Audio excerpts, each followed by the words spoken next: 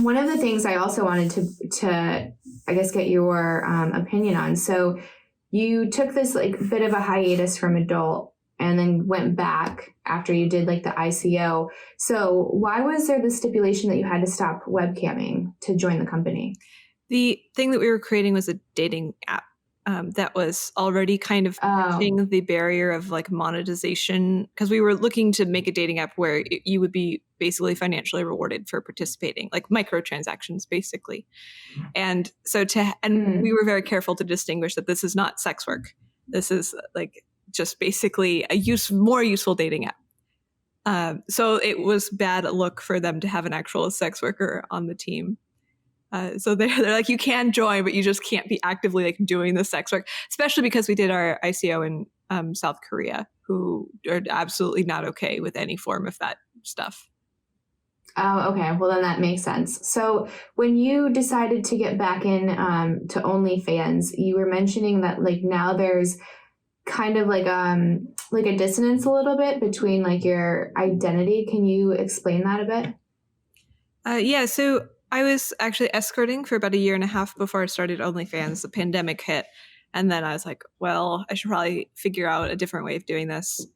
And then I started OnlyFans. And that was really uncomfortable for me, because for a few years I had been developing this persona as a safe for work person. Like most of the people who followed me on Twitter had no idea that I had done sex work. I wasn't actively trying to hide it. I just didn't mention it really. And so the thought of starting up sex work again and being open, I became like really afraid of the social pushback. Like I was developing like powerful friends who were my peers and I really respected. And I was afraid that they would no longer want to be publicly affiliated with me because I was doing this sort of stuff. And it felt kind of embarrassing. Like I've been focusing so much on being like a quote unquote intellectual, and now I'm going to be just like a titty girl. It felt really vulnerable in sort of this new way. Like when I had first started camming, I didn't have anything to risk. There was nothing to lose. I was already at rock bottom. And so it was like, fuck it. But here, like suddenly there was a lot to protect. So there's just this reputation that I had to carefully navigate. So that became really weird. And so for the first few months after starting OnlyFans and talking about it, it was this pretty uncomfortable transition period as like I modified like my public identity in that way. But then now I'm used to it. Now it's great. Like now I get to talk openly about it to people like you, and I'm totally worth it. So did you see like any kind of fallout when you went back in by like these people that you kind of like respected, or perhaps like maybe put on a pedestal, like these, you know, academics or doctors or whoever they were? Did you see any of them be like, ooh, never mind, like I have to distance myself, or did they not really care? No, I think a big part of it was keeping a separate Twitter presence, and it's like a separate, like I have a non-sexual blog and a non-sexual Twitter. And I interact non-sexually on the internet a whole lot. And so I think like keeping that separate made it a lot easier, because that way people could sort of pick and choose the kind of Aella that they wanted to interact with and what they wanted to reflect on them. And a lot of the people who I was friends with anyway, like were already kind of weird and on the edges. As maybe is the same with you, I don't know. But like, there are people willing to tolerate super like bizarre ideas and out there thinking and are already okay with sex workers. So it actually didn't impact me that much. I think it actually ended up helping me. Yeah, I've kind of found the same. So when I got out of mainstream porn and I just started shooting like for myself and like OnlyFans, that kind of a thing, I was trying to like figure out what I was going to do next, because I like didn't want to just be like Eva, like that's great and that's where like, you know, virtually all of my income comes from, but I like wanted to like pursue other things. And I was like working with someone that had like a pretty significant Twitch channel, and they were trying to like pitch me to like so and so I had to like clean up my entire Twitter page to try to look more of like just a regular person and not so spammy, because it's really easy when you're like in the thick of it to be like, look at my new scene, swipe up, watch this stuff. So it was like way too like adult promotional and like less like me, like there wasn't substance behind it. So I cleaned up my entire Twitter account.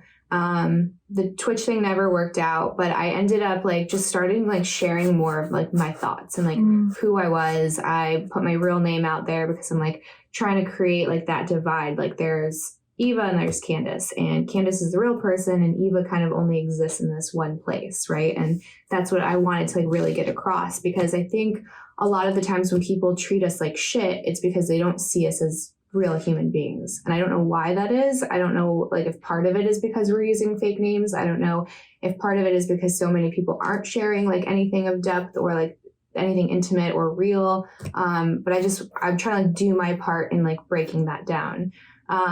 So then I started getting the same type of like followers of people that I like really admired and, you know, had these opinions, and I wanted them to like me. Right. And I'm like, I just had like a neuroscientist follow me. I cannot be posting pictures of my butt. Like this won't do. So I'm like, oh God, what if he sees it?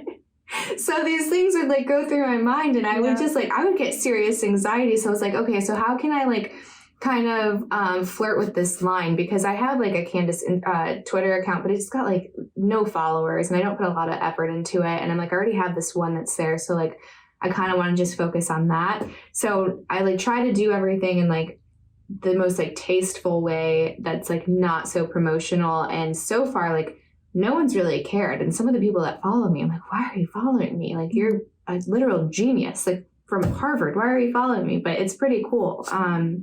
But yeah, I found the same thing. Like I kind of had that struggle with like my identity as well, and like not trying to like sacrifice authenticity, but it like kind of makes you like fine tune your skills a bit, right? Like sharpening a sword when you have like these obstacles to speak of in the way. Yeah. It's also really scary. Like, because like attaching, you know, a really vulnerable sexual side of you to an actual personality is sort of doubly vulnerable in some sort of big way. Like you can't compartmentalize to the same degree.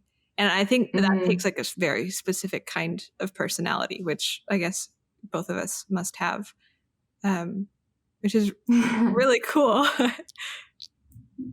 Yeah, I think the compartmentalization like helped me a ton in the beginning, especially when like I got in. I mean, it wasn't like super young. I think it was like 21, but like I didn't really have like a big why. Like it just felt like where I was supposed to be, and like I had a blast, and I was just kind of like blindly following wherever like destiny took me, right? And you would have people that would, you know, shame you or like just kind of like treat you like an outsider because of like your decisions. And I would get so angry and I would get so defensive. And the reason I was doing that was because I didn't know my whys. And then once I started like breaking those down and becoming like more confident in my decisions and more authentic, was when it's very rare that I get, you know, worked up over someone criticizing my decisions. Yeah. Today was a bad day. But yeah, I feel like the most me that I've felt in years when I started to like merge those two worlds. Yeah. And it's really powerful also. Like I had a birthday recently, and for my birthday, I asked people to tell me ways I've impacted them. And there were a couple big themes, but one of the biggest really surprised me was that people regularly told me that I changed the way that they perceive sex work because I was attaching so much of my personality to it. They're like, I never really knew before that like sex workers were people in a way. And that was really cool to hear. Like I didn't even know to what degree that was so important or rare even. Like people's perception of sex workers is very flat. Like sex workers are here for sex. And to be able to actually be genuine, I think really transforms the way that people relate to us, which is great. I think we need more humanization. I think a lot of the pushback against sex work comes from like not knowing anybody who is open and comfortable with their job. Like a lot of us has internalized that shame that society has given us, and we do hide it. And so people sort of learn that we should hide it, right? Like they kind of like react to us with the signals that we're giving. Mm-hmm. So to be able to have like the comfort and the security to really be open and totally vulnerable is extremely helpful to the face of sex work, I think. Yeah, I hope that it like is a trend starts to happen where people start to merge the real them and the stage version of them. But I think that there's a lot of promise of anonymity or like protection that some people want to hold on to. But in my experience, creating a fake name never helps. I've still had like crazy situations and stalkers and that whole bit. So I think that helped make my decision of just owning Candice, if that makes sense.